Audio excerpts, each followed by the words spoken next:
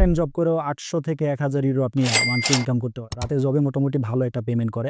আর কোনো tuition fee লাগবে না। আপনি ফ্রিতে পড়াশোনা করতে পারবেন। রেস্টুরেন্টে জব পাবেন।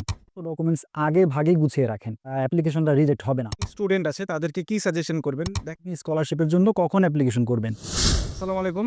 আমি এখন ইউনিভার্সিটি ফেরাতে। তো আমার সাথে আছে মেহেদী হাসান ভাই। তো মেহেদী হাসান ভাইয়ের কাছ থেকে আমি এখন তার পুরো স্টুডেন্টের যে এখানে আসছে, সে মাস্টার্সে আসছিল। তার মাস্টার্সের পুরো জার্নিটা শুনবো। ইভেন সে এখন কি করতেছে, তার ইন্টারভিউ লাইফ কেমন চলছে, সে কি টাইপের জব করতেছে বা কোথায় থাকে, অ্যাকোমোডেশন রিলেভেন্ট সবকিছু এখন তার কাছ থেকে শুনবে। আসসালামু আলাইকুম মেহেদীন ভাই, কেমন আছেন? ওয়ালাইকুম আসসালাম। ভালো আছি ভাই। আপনি ভালো আছেন? জি, আলহামদুলিল্লাহ ভালো। ভাই আমি আসলে আপনার কাছে জানতে চাচ্ছিলাম, আপনি তো ইউনিভার্সিটি অফ ফেরাতে 2023 তে এসছেন, রাইট? 22 তে। 2022 তে এসছেন, ওকে। আপনি মাস্টার্স প্রোগ্রামে এসেছিলেন। জি, আমি আপনার সাবজেক্ট কি ছিল? Economics and management. আচ্ছা, মাস্টার্স প্রোগ্রাম তো ইতালিতে পাবলিক ইউনিভার্সিটিগুলোতে 2 ইয়ার্স এর হয়, রাইট? জি। সো এখানে টোটাল কত ক্রেডিট হয়ে থাকে? বেসিক্যালি 190 বা 120 মেবি 120 ক্রেডিটের মতো হয়ে থাকে। আমি যে প্রোগ্রামে এসেছিলাম আমাদের এখানে ১২০ ক্রেডিটের প্রোগ্রাম ছিল এটা। আচ্ছা। তো এইখানে আসলে দেখেন বাংলাদেশ থেকে আ মেক্সিমাম স্টুডেন্ট কি করে? তারা আসলে ইতালিতে আসতে চায় কেন? যে ইতালিতে আসার মেইন রিজন হচ্ছে তারা এখানে ফুল ফ্রি ফান্ডে পড়ার জন্য আসতে চায়। জি। ইভেন তারা এখানে যতটুকু আমি মানে স্টুডেন্টের সাথে কথা বলে দেখেছি যে যারা বাংলাদেশ থেকে আসতে চায়, তাদের মেইন রিজন থাকে যে রিজনাল স্কলারশিপ বা নিড বেস স্কলারশিপ। ইভেন তাদের টিউশন ফি থাকে না। তো এই ব্যাপারে একটু যদি বলতেন আসলে এই জিনিসগুলো আসলে কিভাবে হয় বা এটার অ্যাপ্লিকেশন প্রসেসটা একটু শর্টে বলেন আমাদের। তো ধন্যবাদ। আম আসলে ইতালিতে ২ ধরনের স্কলারশিপ পাওয়া যায়। একটা রিজিওনাল স্কলারশিপ বলেন, আরেকটা গভর্নমেন্ট স্কলারশিপ বলেন। তো আপনি আপনার ক্রেডিট বেস অনুযায়ী আপনি ২ টা স্কলারশিপের জন্য অ্যাপ্লিকেশন করতে পারবেন এবং ২ টা স্কলারশিপ আপনি পাবেন। আ সেক্ষেত্রে স্কলারশিপের অ্যাপ্লিকেশন শুরু হয়, তখনই আপনার অ্যাপ্লিকেশন করতে হয় এবং সেটা ভর্তির পরপরই। এবং আপনি একটা ভালো অ্যামাউন্টের স্কলারশিপ পাবেন। সেক্ষেত্রে আপনার কোনো টিউশন ফি লাগবে না।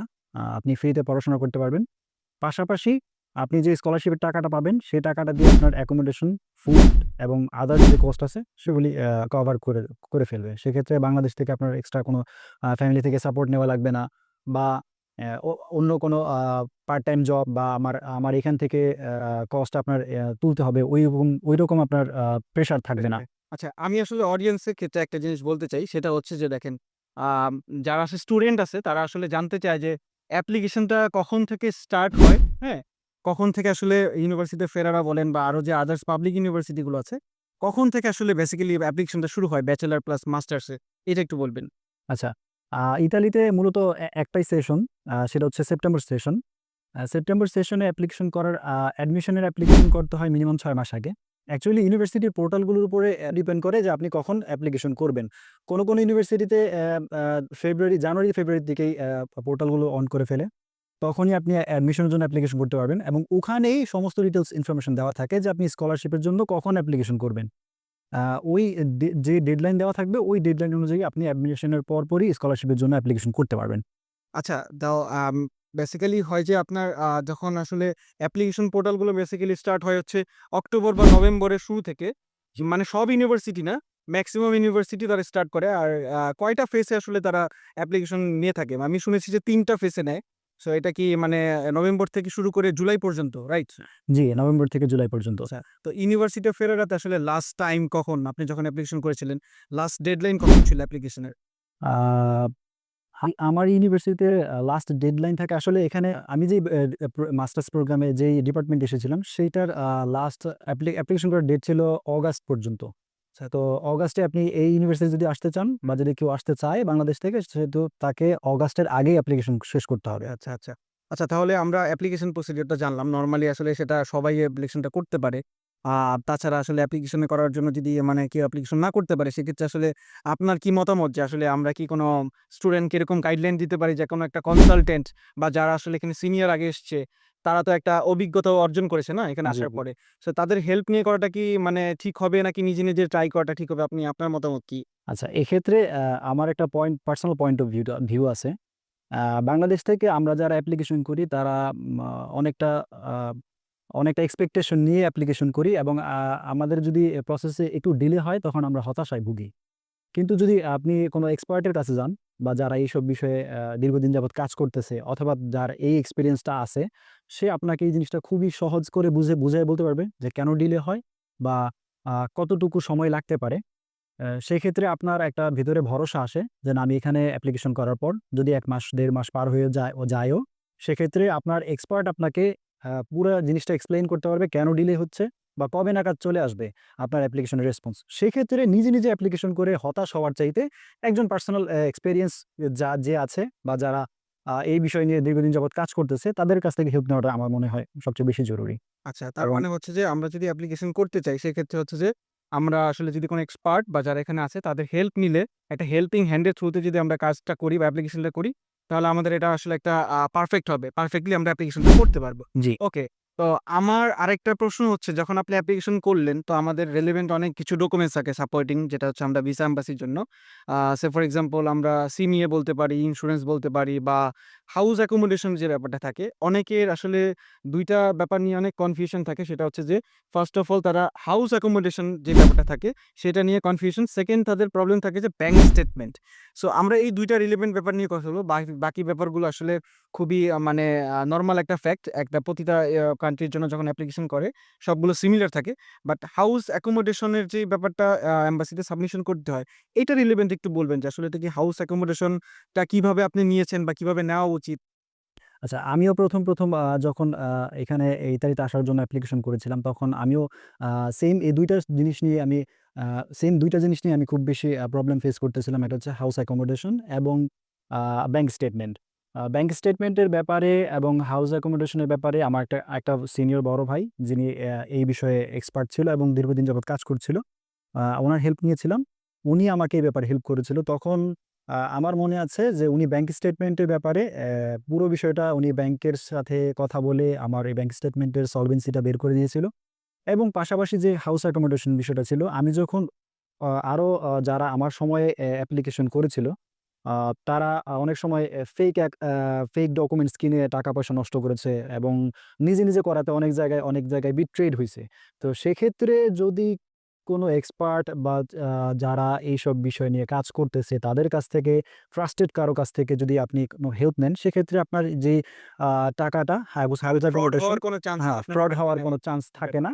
আর এবং আপনার এই বিষয়টা নিয়ে টেনশনও করতে হয় না। কারণ এমবাসিতে এই ২ টা বিষয়ের উপর অনেক বেশি গুরুত্ব দেয় ভিসা দেওয়ার ক্ষেত্রে। হুম। সেক্ষেত্রে যদি আপনি ট্রাস্টেড কারো কাছ থেকে হাউস অ্যাকোমোডেশন প্লাস ব্যাংক সলভেন্সির ব্যাপারটা হেল্প নিয়ে থাকেন, সেক্ষেত্রে আপনি আরেকটু নিশ্চয়তা পাবেন এবং সেক্ষেত্রে আপনি আরেকটু নিশ্চিত থাকবেন যে আপনার ভিসার ব্যাপারে এমবাসি আপনাকে পজিটিভলি নিবে। আচ্ছা।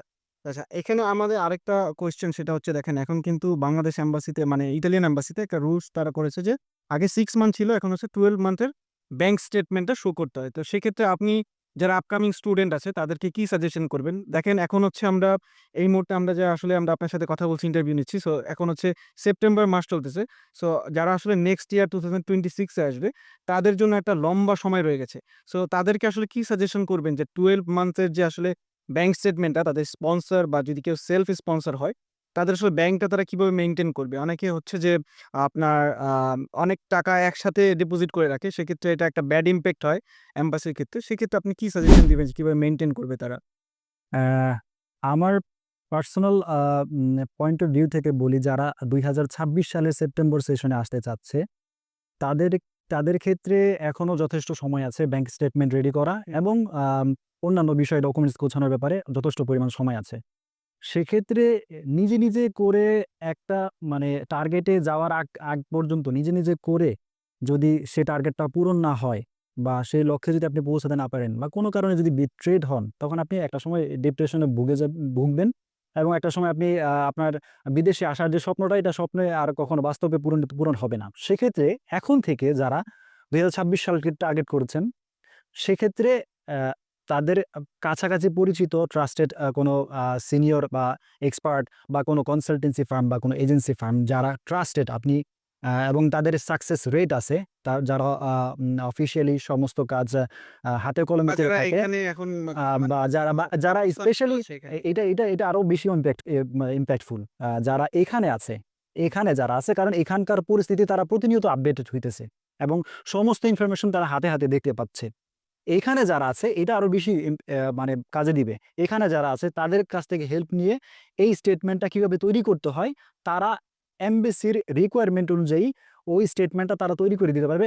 যেহেতু তাদের হাতে লম্বা একটা সময় আছে, প্রিপারেশন নেওয়ার জন্য একটা যথেষ্ট পরিমাণ সময় আছে, এবং এই সময়টা যদি এখানকার কারো কাছ থেকে হেল্প নিয়ে, বড় ভাই হোক, সিনিয়র হোক, এক্সপার্ট হোক, যেই হোক, কারো কাছ থেকে হেল্প নিয়ে যদি সে এই statement, others documents, home accommodation, সিমিএ, পুরো প্রিপারেশনটা যদি কারো হেল্প নিয়ে করে, সেক্ষেত্রে সে একটা নিশ্চয়তায় পজিটিভ ফিল। হ্যাঁ, একটা একটা একটা আশা করতে পারবে, সে আশাবাদী হতে পারবে যে তার অ্যাপ্লিকেশনটা রিজেক্ট হবে না। আচ্ছা, আচ্ছা, আরেকটা ব্যাপার হচ্ছে 2025 এ আমরা একটা জিনিস দেখেছিলাম যে বিএফএস থেকে তারা একটা অ্যানাউন্সমেন্ট দিয়েছিল।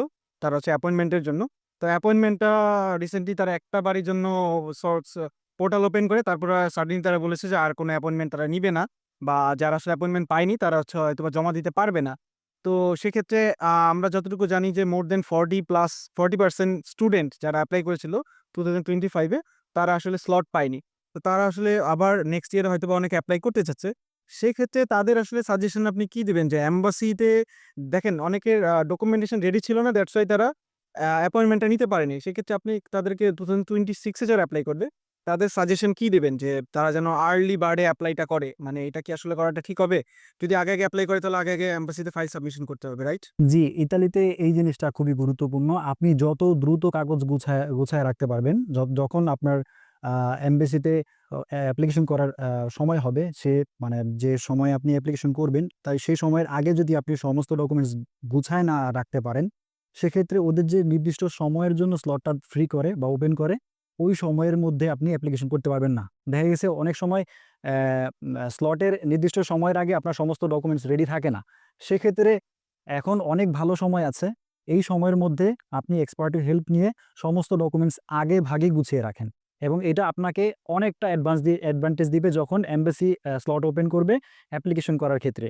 সুতরাং আমার সাজেশন এটাই যে যারা ২০২৬ সালের জন্য চিন্তা করছে, তাদের উচিত এখন থেকে সমস্ত ডকুমেন্টস একটা করে এক্সপার্ট ভাইদের সাহায্য নিয়ে একটা করে সমস্ত ডকুমেন্টস রেডি করে ফেলা। আচ্ছা, তার মানে তারা হচ্ছে যে তারা ফার্স্ট কলে যদি তারা এপ্লাই করে, তারা হচ্ছে যে যেমন ফার্স্ট কলটা যেমন নভেম্বর থেকে স্টার্ট হয়। কারো যদি আসলে নভেম্বরের মধ্যে তাদের যেমন যেন ব্যাচেলরের জন্য আমরা জানি যে তাদেরকে 12 বা হচ্ছে যে IELTS দিতে হয়। আর মাস্টার্সের জন্য MOI মিডিয়াম অফ ইনস্ট্রাকশন অথবা IELTS B2 লেভেল যেটা 6 সেটা নিয়ে অ্যাপ্লিকেশন করা যায়। জি, তো যাদের আসলে এই মুহূর্তে নভেম্বরে এপ্লাই করার জন্য টলকের এক্সাম দেওয়া নেই ব্যাচেলরে, তারা এখনই টলকের জন্য প্রিপারেশন নিয়ে এক্সাম দিয়ে দেওয়া উচিত। জি, জি। অন দ্য আদার হ্যান্ড আমরা যদি বলি যে মাস্টার্সের জন্য তারা তাদের MOI বা তাদের যে রেকমেন্ডেশন লেটার বা IELTS যদি কারো প্রিপারেশন থাকে, তারা উইদিন অক্টোবর নভেম্বরের মধ্যে যদি তারা শেষ করতে পারে, দেন তাহলে এপ্লাই করতে পারে ফার্স্ট কলে। তাদের জন্য একটা বেটার অপরচুনিটি। জি। আচ্ছা, আমি আপনাকে একটা ছোট একটা ব্যাপার জিজ্ঞেস করব, যেহেতু আমি জানি আপনি এখন জব করতেছেন। সো এখানে আসলে ইটালিতে আসলে আমি আরো অনেকদের সাথে কথা বলেছি। আসলে কি রিলেভেন্ট জবগুলো খুব এভেইলেবল এখানে? মানে কি রিলেভেন্ট জব পাওয়া যায়? একটা বিগিনারের জন্য বা যারা আসে বা যাদের কোনো স্কিল নাই, বা সেই ক্ষেত্রে তাদের কি ধরনের জব তারা পেয়ে থাকে? আচ্ছা, এইখানে আ একেক ইতালিতে বিভিন্ন শহরগুলিতে বিভিন্ন ধরনের জব স্পেসিফিকলি স্পেশালাইজড কিছু জব আছে। আ যেমন আমি যেই প্রভিন্সে আছি, হ্যাঁ, এই পেরেরা, রাইট? প্রভিন্সে ফেরারা এই শহরগুলিতে আ টুরিস্টদের উপর বেস করা ব্যবসাগুলো। তো বেশিরভাগ ব্যবসাগুলি হচ্ছে রেস্টুরেন্ট বেস। তো আচ্ছা। আপনি ফ্রেশার হন, বিগিনার হন, এখানে আসার পর আপনি যে টুকটাক ইংরেজি বলতে পারেন, এখানে মূলত ইতালিয়ানই চলে। কিন্তু ইতালিয়ানের পাশাপাশি যেহেতু ইংরেজিটা মোটামুটি সব পৃথিবীর সব জায়গায় চলে, এই টুকটাক ইংরেজি দিয়ে আপনি এখানে রেস্টুরেন্টে জব পাবেন। আচ্ছা। আপনার নিজের ইনিশিয়াল যে খরচগুলো আছে, সেই খরচগুলো আপনি বেয়ার করতে পারবেন। রেস্টুরেন্ট ছাড়াও এখানে আ অ অনেক স্টুডেন্ট দেখেছি আমাদের সাথে যারা ছিল পাকিস্তান বা ইন্ডিয়া বা আদার্স আরো এশিয়ান কান্ট্রি থেকে যারা এসেছিল, তারা নাইটে অনেক জব করতে পারত, এবং তারা পার্ট টাইম জব করতে পারত। রাতের জবে আপনি জানেন ভালো করে, রাতের জবে মোটামুটি ভালো একটা পেমেন্ট করে আওয়ারলি। সো ওই পেমেন্ট দিয়ে আপনি আপনার যে ইনিশিয়াল যে কস্ট আছে এবং আপনার যে আ আরো যে আদার্স খরচ আছে, সেই খরচগুলো আপনি বের করতে পারবেন। এগুলি ছাড়াও ফুড ডেলিভারির কিছু জব আছে। সেই জবগুলো করতে পারা যায় ইনিশিয়ালি। আপনার সেক্ষেত্রে ল্যাঙ্গুয়েজ কোনো ব্যারিয়ার হয়ে দাঁড়ায় না। আরো অন্যান্য যে ছোটখাটো টুকটাক জব পাওয়া যায়। সেগুলি দিয়ে আপনার মোটামুটি যে খরচ, সে খরচ বের করা যায়। আচ্ছা, আরেকটু ইন্টারাপ্ট করলাম। সেটা হচ্ছে যে দেখেন বেসিক্যালি মানে একটা ফিগার যদি মানে বলতে পারতেন যে এত থেকে এত রকমের ইনকাম হয়ে থাকে, ইনকাম ওয়েজেসটা বা পে ওয়েজেসটা মানে কত হয়ে থাকে। যদি কেউ পার্ট টাইম যদি স্টুডেন্ট হয়ে তাদের 24 আওয়ার্স এর উপরে সে কন্ট্যাক্ট করতে পারবে না বা কাজ করতে পারবে না। তো কন্ট্যাক্ট করতে পারবে না, কাজ করতে পারে অনেকে, বাট কন্ট্যাক্টটা 24 আওয়ার হয় হচ্ছে উইকলি। সেক্ষেত্রে তার আসলে মাসিক ইনকামটা আনুমানিক কত হয়ে থাকে? ফেরার যদি আমি যদি ফেরার বা আমাদের নিয়ারেস্ট হচ্ছে বলোনিয়াতে, আমাদের নিয়ারেস্ট এখান থেকে বেশি একটা দূর না হয়তোবা। সো ফেরারা আর হচ্ছে বলোনিয়ার ২ টা পাশাপাশি যেহেতু একটা প্রভিন্স, সো এইখানে আসলে তাদের নরমালি পে ওয়েজেসটা কেমন হয়ে থাকে মান্থলি? আচ্ছা, এখানে আ আ আপনি যদি কন্ট্রাক্টে কাজ করেন, সেক্ষেত্রে কন্ট্রাক্টে আপনার লেখাই থাকে আপনি কন্ট্রাকচুয়ালি আপনি কত টাকা পাবেন। আর যদি এখানে ন্যারো জব করার একটা সুযোগ আছে, তবে সেটা সবাই খুব একটা করে না। আচ্ছা, আমরা ওভারঅল সিমিলার যদি চিন্তা করি কন্ট্রাক্ট বা উইথআউট কন্ট্রাক্ট বা ন্যারো জব সব মিলিয়ে ওভারঅল মানে কত টাকা ইনকাম করা যায় নরমালি? বিগিনার যখন অনেকে আসে তখন মানে আপ টু কতটুকু ইনকাম করা যায়? তার লিভিং এক্সপেন্সটা সে বেয়ার করতে পারে কিনা? আচ্ছা, আ সেক্ষেত্রে হচ্ছে আমাদের এখানে লিভিং এক্সপেন্সটা একটু এক্সপেনসিভ। আপনার এখানে লিভিং এক্সপেন্স ওভারঅল সব মিলে মান্থলি ৪ থেকে ৫০০ ইউরোর মতো খরচ হয় মান্থলি। তো এই খরচটা বাদেও আপনি এক্সট্রা মানে সেভ করার মতো কিছু অ্যামাউন্ট আপনি করতে পারেন। যদি আমি রাউন্ডলি একটা ফিগার বলি, সেটা পার্ট টাইম জব করেও ৮০০ থেকে ১,০০০ ইউরো আপনি মান্থলি ইনকাম করতে পারবেন। যদি একটা এটা নন এই স্কিল এই যারা, জি, জি, নন আর যদি স্কিল। স্কিল যারা কারো থাকে, ধরেন যে অনেকে আছে যে বাংলাদেশ থেকে কেউ হোটেল ম্যানেজমেন্টের উপরে তারা শেফ কোর্স করেছে বা সার্ভিসের উপরে কোর্স করেছে, কেউ হাউসকিপিং এর উপরে কোর্স করেছে বা আদার রিলেভেন্ট যদি কারো আইটি রিলেভেন্ট কোনো এক্সপেরিয়েন্স থাকে, সেক্ষেত্রে তারা আসলে হয়তোবা আরেকটু বেশি মোর দ্যান কেমন ইনকাম করতে পারে। জি, স্কিলের ডিমান্ড সবসময় সারা পৃথিবীতে থাকে। আপনি জানেন? তো আপনি যদি কোনো স্কিলের উপরে কোনো এক্সপার্টিস থাকে আপনার, মানে কোনো এক্সপার্টনেস থাকে আপনার, সেক্ষেত্রে আপনি আপনার স্কিল ব্যবহার করে এখানে আরো ভালো টাকা ইনকাম করতে পারেন। সেক্ষেত্রে আপনার আ স্পেসিফিকলি বলা যায় না যে আপনি ১,০০০-১,২০০ ইউরো ইনকাম করবেন। আপনার স্কিলে আপনি কতটুকু সময় দিচ্ছেন, ওই সময়ের উপরে আপনি একটা ভালো অ্যামাউন্ট আশা করতে পারেন। ধন্যবাদ মেহেদী হাসান ভাই। আমরা আসলে যারা আসবে স্টুডেন্ট তাদের আসলে আমরা বলব আপনারা এখন থেকেই আপনাদের ডকুমেন্টস গুলো রেডি করেন। ইভেন আপনারা নভেম্বরে ট্রাই করবেন, নভেম্বরের মধ্যে আপনাদের টলক যদি হয় ব্যাচেলরের জন্য, ব্যাচেলরের জন্য টলক বা আইএলটিএস দিয়ে, বা মাস্টার্স এর জন্য আপনারা মিডিয়াম অফ ইনস্ট্রাকশন এমওআই, বা তাদের যদি আইএলটিএস বি2 লেভেল থাকে 6, তাহলে আপনারা অ্যাপ্লিকেশন করতে পারবেন। অন দ্য আদার হ্যান্ড আপনারা এখন থেকে আপনাদের কিছু স্কিল গেইন করা ট্রাই করেন। আর স্কিল রিলেভেন্ট যদি আপনাদের কোনো ইনফরমেশন বা যদি কোনো হেল্প লাগে, ড্রিম ফ্লাই স্টাডি কনসালটেন্ট সবসময় আপনাদের পাশে আছে। Catch your dream with dream fly.